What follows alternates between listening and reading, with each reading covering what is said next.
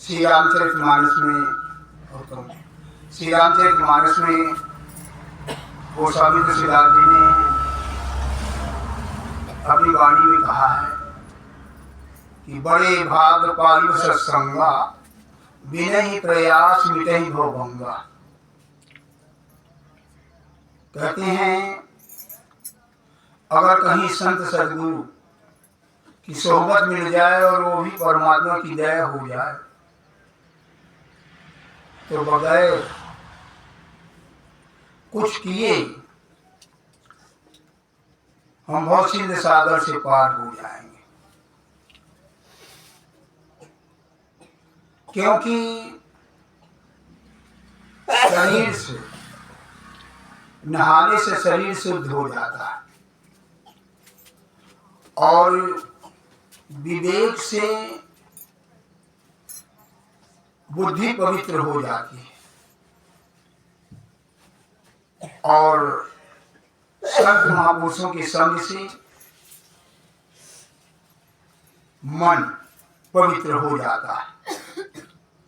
क्योंकि कवि साहब की वाणी बता रही है सत्य नदी हरि नाम की जहाँ पखारते अंग अनिर्मल मन होते हैं संतों के सत्संग। कहते हैं संत महापुरुषों के संग से हमारा मन पवित्र हो जाता है और धर्म के अनुष्ठान से आत्मा पवित्र होती है। धर्म के अनुष्ठान से आत्मा पवित्र हो जाती है। अब सवाल ये पैदा होता है कि आखिर धर्म है क्या। बहुत बार हम ये मान के बैठ जाते हैं कि हम इस्लाम धर्म वाले हैं, हिंदू धर्म वाले हैं, सिख धर्म वाले हैं, हिंदू धर्म वाले हैं। तो धर्म की परिभाषा है क्या। कबीर साहब की वाणी बताती है, कबीर साहब ने कहा है धर्म न हिंदू बौद्ध है, धर्म न मुस्लिम जैन, धर्म चित्त की शुद्धता सदा सुख और चैन। कहते हैं धर्म वो है,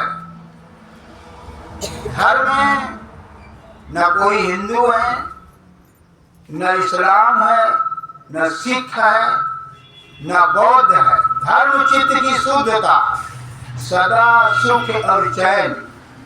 आवाज सही नहीं आ रही, थोड़ा सा हल्का से कम कर दीजिएगा। तो धर्म की परिभाषा क्या है। इससे नहीं उससे वो मतलब और कम हो जाएगी। तुम तो और बता रहे हो। धर्म की परिभाषा क्या है। धर्म की परिभाषा है भजन, सुमिरन और भजन। और सुमिरन और भजन में भी फर्क है। जब हम भजन के लिए बैठते हैं तो हमें जो सद्गुरु से नाम मिला होता है उसे हम बार बार दोहराते हैं। जो बार बार दोहराते हैं इसका नाम है सुमिरन। और हम इसी को भजन कहने लगते हैं। भजन की परिभाषा है ध्यान। जब नाम दान दीक्षा होती है उस समय भजन का ध्यान का तरीका बताया जाता है। यानी 2 घंटे हमें सिमरन करना है और आधा घंटा फिर भजन करना है। उस समय हमारा सिमरन नहीं होना चाहिए। जैसे दीक्षा के समय नामदान के समय बताया गया है, आंख बंद करके और यहां हमारा ख्याल होना चाहिए और कुछ सुनने की कोशिश करें। तो परमात्मा के देश से, परमात्मा की दरगाह से आवाज आ रही। वह है वास्तविक भजन और ध्यान। जब हमें आवाज सुनाई देने लगे, और ये आवाज 24 घंटे होती है, लेकिन माया में हम समे हुई है, इसलिए हमें वो सुनाई नहीं दे रही है। तो जब हम बार बार सिमरन करेंगे, सिमरन करते करते जब हमारा सिमरन परिपक्व हो जाएगा 2 घंटे में, फिर हमारा ख्याल जम जाएगा, और जब हम ध्यान करेंगे तो हमें वो आवाज सुनाई देगी। इस्लाम धर्म में इसे कहा गया है गैबी आवाज, और वेदों में उसे नाद कहा गया। वो नाद सुनाई देती, वो है भजन। इसलिए इस धर्म का नाम है, धर्म की परिभाषा है भजन। गोस्वामी तुलसीदास जी ने कहा है, धर्म परायण सोई कुल त्राता, और राम चरण जाकर मन राता। ये है भजन, राम चरण जाकर मन राता। जो परमात्मा में लीन हो गया है, वही वास्तविक धर्म है। एक सवाल बड़ा खड़ा होता है कि इंसान का धर्म क्या है और इंसान का कर्म क्या है। इंसान का धर्म क्या है, इंसान का कर्म क्या है। सवाल 2 हो गए। सवाल 2 हैं, और गुरु नानक साहब इसका जवाब दे रहे हैं। एक जवाब, सवाल 2 है, जवाब 1 है। गुरु नानक साहब कह रहे हैं, सकल धर्म में श्रेष्ठ धर्म है और निर्मल नाम जप उत्तम कर्म। यानी इसका कर्म भी भजन करना है और इसका धर्म भी भजन करना है। सकल धर्म में श्रेष्ठ धर्म है हरि का नाम जप निर्मल कर्म। यानी इंसान का उद्देश्य मात्र परमात्मा का भजन है, ध्यान, ख्याल। ये वास्तविक इंसान का उद्देश्य है। लेकिन और इसके लिए सभी धर्मों के महापुरुषों ने ऐलान किया, जोर दिया। गुरु नानक साहब कहते हैं, नानक कहत तत्व विचार, नानक कहत तत्व विचार, बिन हरि भजन न उतरस पार। निचोड़ रहे हैं, पूरे तत्व दे रहे हैं। और हनुमान जी भी कह रहे हैं, कहे हनुमंत विपत प्रभु सोई, और जहां तहां सुमिरन भजन न होई। अगर जहां पर भजन नहीं होगा, सिमरन नहीं होगा परमात्मा का, वहां पर विपत्तियां आनी ही आनी है। लेकिन अगर हम भजन करते हैं तो हर विपत्ति, हर कष्ट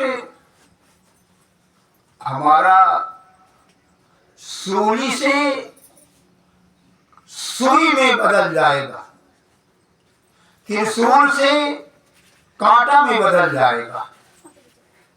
अगर हम भजन सिमरन कर रहे हैं तो बहुत सारी मिसाल है। अगर हमें संत सद्गुरु की सेवा करने का मौका मिल गया, भजन ध्यान भी एक सेवा है, चौथी प्रकार की सेवा ध्यान ही है। कबीर साहब ने कहा है, अगर गुरु दरबार की सेवा करने का मौका मिल गया तो जो हमारे सूली की सजा है वो कांटे में बदल जाएगी। कबीर साहब की वाणी बताती है, कबीर सेवा साधकी बड़े भाग से होए, जो होवे सूली सजा कांटे ही टर जाए। यानी कांटे में तब्दील हो जाएगी, भोगना तो पड़ेगा, क्योंकि हमारा किया हुआ कर्म है। जो पातक काया से होई, बिन भोगे छूटे नहीं कोई। लेकिन अगर गुरु की शरण मिल गई है, गुरु की शरण मिल गई है, तो हमारा कांटा में तब्दील हो जाएगी। मेरे गुरुदेव तो यहाँ तक कहा करते थे कि कुछ कर्म तो मैं तुम्हारे स्वप्न में कटवा दूंगा। और ये अनुभव करते हैं जो हकीकत में जिसको गुरु के ऊपर श्रद्धा है, विश्वास है, भरोसा है, तो इसका अनुभव भी करते हैं, स्वप्न में भी कटवा देते हैं। लेकिन जब हम संत सद्गुरुओं के पास आते हैं सत्संग श्रवण करने के लिए, तो कभी कभी हम अपने मन का सुनना चाहते हैं, हम अपने मन का सुनना चाहते हैं। लेकिन यहां पर पहले ही दो नियम लागू। जो आप चाहते हैं इसकी इजाजत बिल्कुल नहीं मिलेगी, जो आप चाहते हैं इसकी इजाजत नहीं मिलेगी, और जो आप नहीं चाहते हैं उसे करने के लिए कहा जाएगा। इसलिए गुरु नानक साहब ने कहा, हुक्म मानिए ता होवे फरमान, ता दरगह खसमे का महल पालिसी। कहते हैं अगर हुक्म हमने मान लिया संत सद्गुरुओं का, और हुक्म में इतनी बड़ी ताकत है, अगर हम हुक्म मानने वाले हो गए तो उसका रंग एक अनोखा होता। यानी हुक्म मानने का मतलब है परमात्मा की मर्जी, गुरु या गुरु की राजी, उसकी रजा में राजी होना, उसकी रजा में राजी होना। लेकिन हमारी हालत क्या है, हम उसकी रजा में राजी नहीं होना चाहते हैं। इसलिए हम चाहे कुछ भी करें होगा उसी की मर्जी का। इसलिए कहा है तू वो करता है जो तू चाहता है, तू वो करता है जो तू चाहता है, होता वो है जो मैं चाहता। और विचार करी, हम अपनी मर्जी से हर चीज करना चाहते हैं, और फल भी हम यही चाहते हैं कि जो हम चाहते हैं वही हो। लेकिन कहा गया है कि बल चाहे आकाश को प्रभु भेजा पाताल। आपन चेता कुछ नहीं, प्रभु चेता तत्काल। बल चाहे आकाश को प्रभु भेजा पाताल। लेकिन यही अगर श्रद्धा और विश्वास बन जाए और हम उसकी रजा में राजी हो जाए, उसकी रजा में अगर राजी हो जाए तो पता है क्या होगा। तू वो करता है जो तू चाहता है, होता वो है जो मैं चाहता हूं। लेकिन रजा में राजी तू वो कर जो मैं चाहता हूं, और फिर होगा वो जो तू चाहता। उसकी रजा में राजी रहे ना। आपने सुना होगा कि बाबा नामदेव की झोपड़ी जल गई। परमात्मा की मर्जी, सदगुरु की मर्जी कह लीजिए।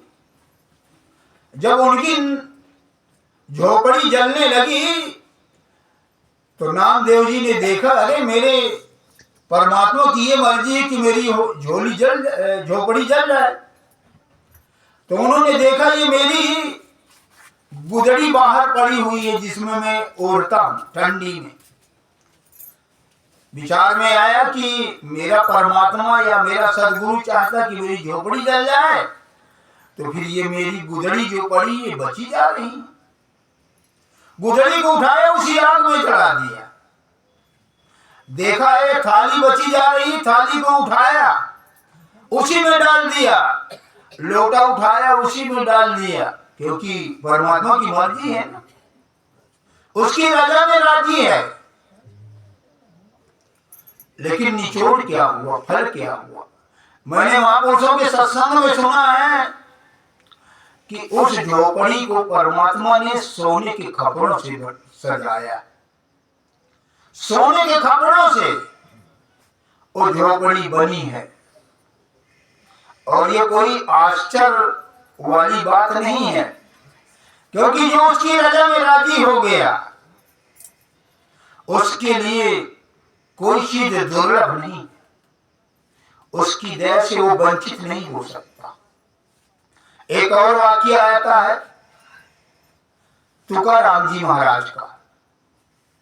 सावन भादों के महीने में नदी पार कर रहे थे। जब बीच नदी में नाव किश्ती पहुंची, तूफान आ गया, नाव में पानी भर जाने लगा। जब नाव में पानी भर जाने लगा तो जितने यात्री बैठे थे सब उस नाव से उलीच रहे थे कि कहीं नाव न डूब जाए। लेकिन तुकाराम नदी से अंजिल में भर करके और नाव में डाल रहे हैं।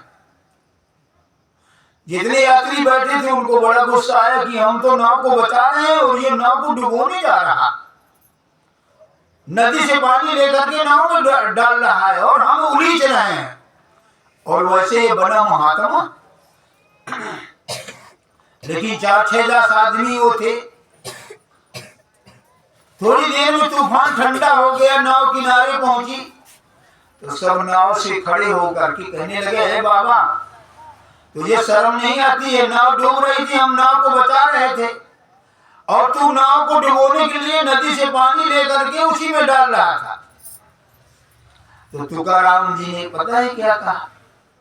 तुकाराम जी ने कहा कि मैं परमात्मा के अपने सदगुरु की मदद कर रहा था, क्योंकि मेरा वो परमात्मा जो है नाव को डुबोना चाहता था। तो मैंने सोचा बढ़िया मौका मिल गया है, परमात्मा का मैं भी हाथ बटा लूं। मैं तो परमात्मा की मदद कर रहा हूं। इसीलिए कहा है जो तू करता है, जो तू करता है, जो तू चाहता है, होता वो है। जो मैं चाहता हूं तू वो कर जो मैं चाहता हूं, फिर होगा वो जो तू चाहता।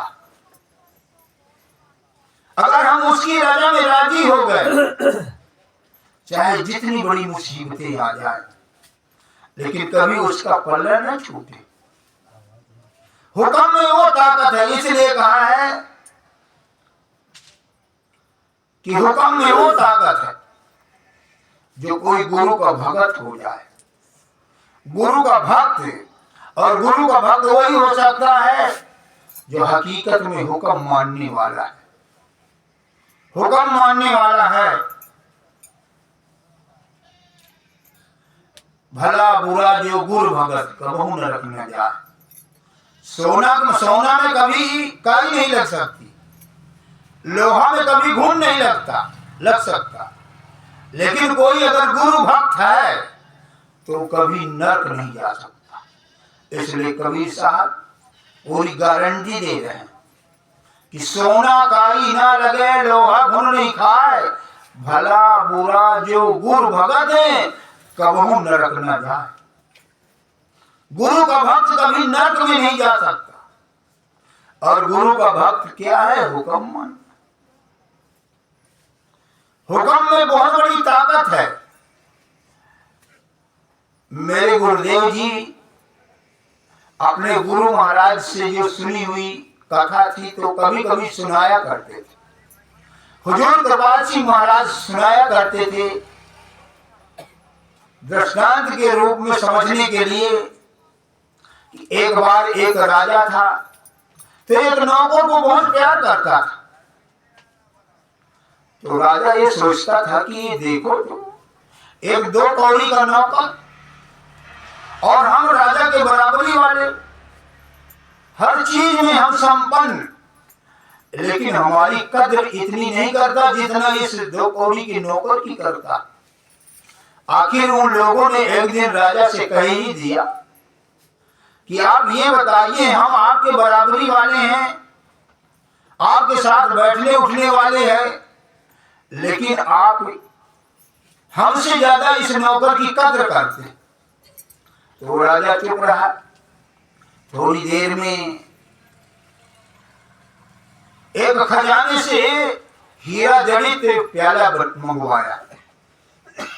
हीरा जड़ित प्याला जब लाया गया तो सामने रख दिया गया। तो जो साथ में बैठने वाले थे उनसे कहा राजा ने, भाई सर प्याले को तोड़ दीजिए। तो जो साथ में बैठने वाले थे कहने लगे, आपका दिमाग खराब हो गया, इतना कीमती प्याला, हीरा जड़ित प्याला, और आप इसको कहते हैं तोड़ डालिए। किसी ने नहीं तोड़ा और उल्टा कहने लगे ये तोड़ने लायक नहीं है, ये तो घर में रखने के लायक है। उस राजा ने और 2 चहेतों को बुलाया और कह दिया इस प्याले को तोड़ दीजिए। किसी ने नहीं तोड़ा। राजा ने उस नौकर को बुलाया और नौकर से कहा, भाई रामू बेटा इस प्याले को तोड़ दीजिए। तो उस नौकर ने हथौड़ा उठाया और चटाक से उसे चूर चूर कर दिया। राजा ने कहा है, ए रामू तू मुझे ये बता, इतना कीमती बेशकीमती प्याला तूने तोड़ दिया, ये बड़े बुद्धिमान बैठे हैं, आखिर यही बात मैंने इनको भी कहा और 4-6-10 लोगों को कहा, लेकिन इस प्याले को किसी ने नहीं तोड़ा। और तू 2 पैसे का नौकर इतना कीमती प्याला, हीरे जड़ित प्याला को तोड़ दिया, तुझे शर्म नहीं आती? हाथ जोड़ करके खड़ा हुआ, कहने लगा हुजूर ये बात ठीक है कि वो बेशकीमती प्याला था, लेकिन इससे भी बहुत बड़ा बेशकीमती आपका हुक्म था। आपके हुक्म के आगे ये प्याला चाहे करोड़ों को हो चाहे अरबों का हो, लेकिन आपका जो हुक्म है वो सबसे कीमती है। इसलिए मैं इस प्याले की तरफ नहीं ध्यान दिया, मैं आपके हुक्म की तरफ ध्यान दिया है। इसलिए कहा है, हुक्म मानिए ता होवे परवान, ता दरगाह खसमे का महल पालिसी, गुरु नानक साहब कह रहे हैं। और कहा है, आज्ञा समन सुसाही सेवा, सो प्रसाद पावे जन देवा। ये बात गोस्वामी तुलसीदास जी भी कह रहे हैं। हुक्म में ये ताकत है, संत सद्गुरुओं के हुक्म में ये ताकत है। जब हम हुक्म मानते हैं, उसकी रजा में राजी रहते हैं, तो फिर बाद में वही हो जाती है कि जो हम चाहते हैं बाद में वही होगा। थोड़ा सा हमारे कर्मों का बुखार आया तो हमारे मन में आ जाता है, गुरु महाराज में ताकत नहीं है क्या? जरा सा भी कोई अगर मुसीबत आई, जरा सा भी थोड़ा सा कष्ट आया, तो कभी कभी हम सोचते हैं इतने दिनों से सत्संग में जाते हैं लेकिन ये मुसीबत क्यों आ गई? लेकिन पता नहीं, हमें पता नहीं चलता वो जो मुसीबत आई है वो छोटी आई है, क्योंकि गुरु की शरण में लगे रहे। वो बहुत छोटी आई हुई है, लेकिन वो बहुत छोटी है, हमें बहुत पहाड़ जैसे लगने लगती है। हमें एक पहाड़ जैसे लगने लग जाती है तो कभी कभी हमारी श्रद्धा फेल हो जाती है। इसलिए श्रद्धा को कभी मत फेल होने दीजिए। क्योंकि श्रद्धा जो है विश्वास और प्रेम को मिला करके, दोनों को मिला करके श्रद्धा बन गई। लेकिन ये श्रद्धा फेल क्यों हो जाती है, विश्वास फेल क्यों हो जाता है? फेल इसलिए हो जाता है कि हमारे दिल में शंका हो जाती है, गुरु के प्रति शंका हो जाती है। और जब गुरु के प्रति शंका हो जाती है तो हमारे विश्वास और प्रेम का कत्ल हो जाता है।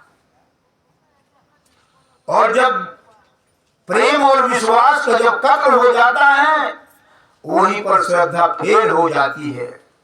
इसलिए हार्ट फेल हो जाए तो हो जाने दीजिए, लेकिन कभी श्रद्धा मत फेल होने देना।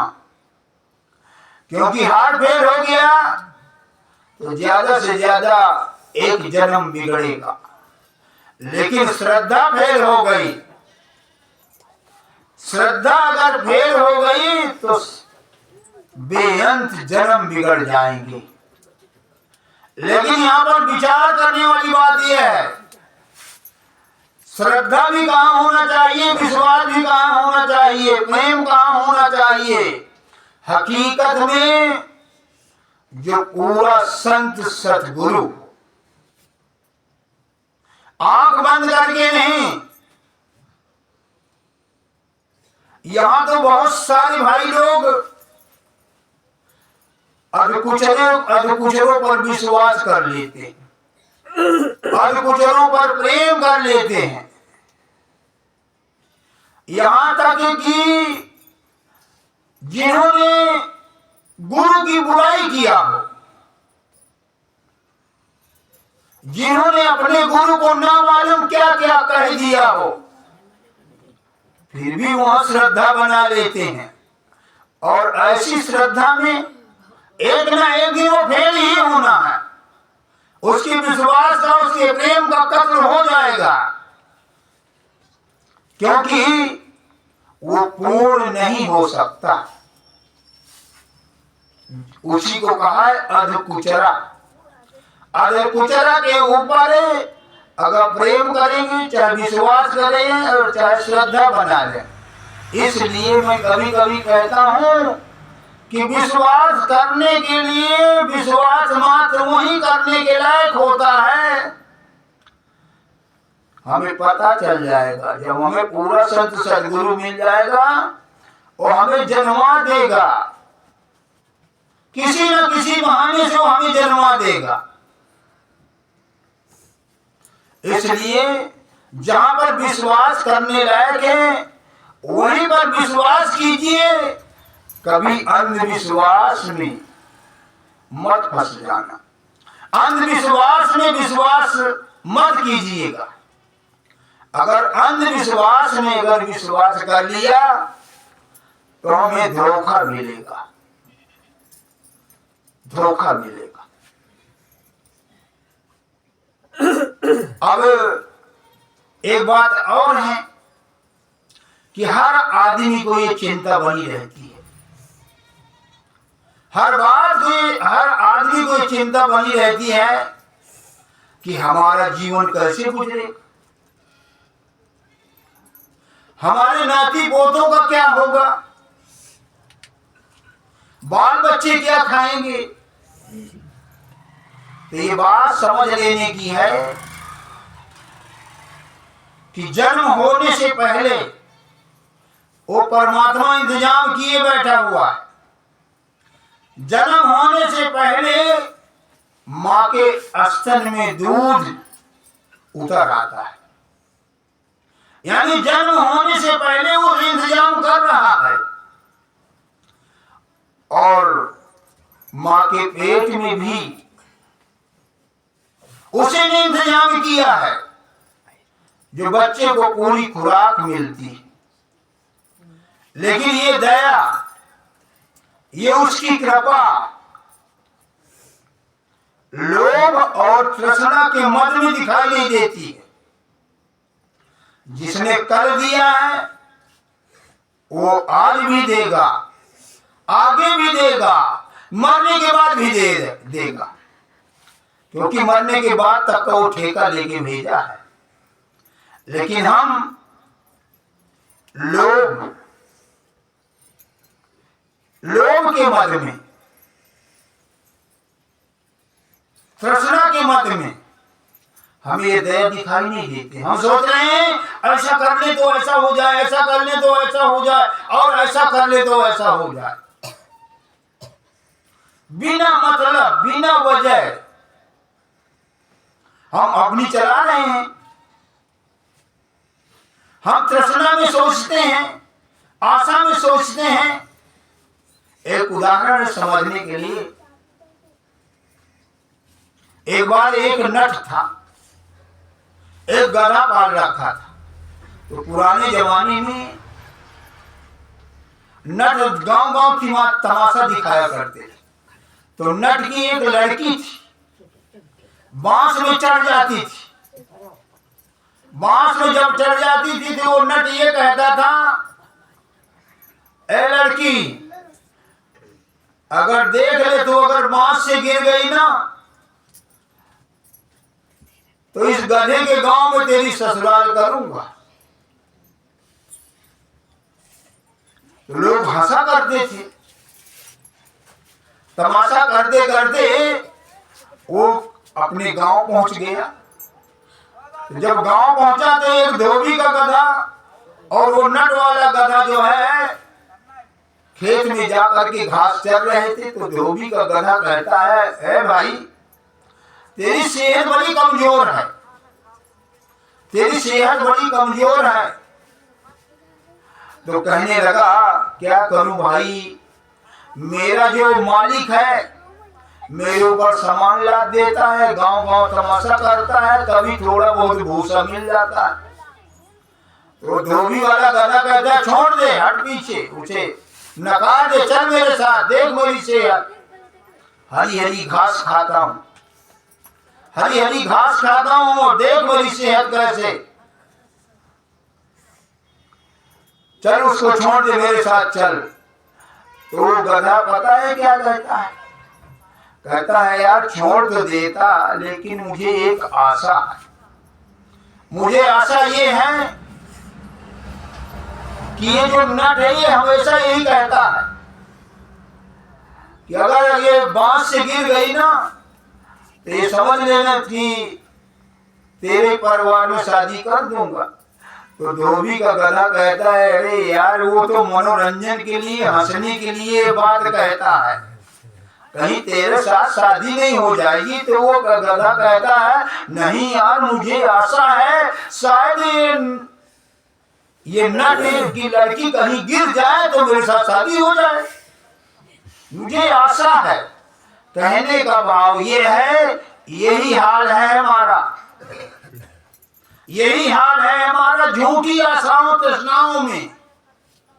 जो नहीं होने वाला है उसके लिए हम परेशान हैं और हम सोचते हैं ऐसा करेंगे तो ऐसा हो जाएगा, ऐसा करेंगे तो ऐसा हो जाएगा, ऐसा करेंगे तो ऐसा हो जाएगा। और होता कितना है और होना कितना है, होई है वही सो राम रच राखा, अको करी तरक बढ़ाऊं शाखा।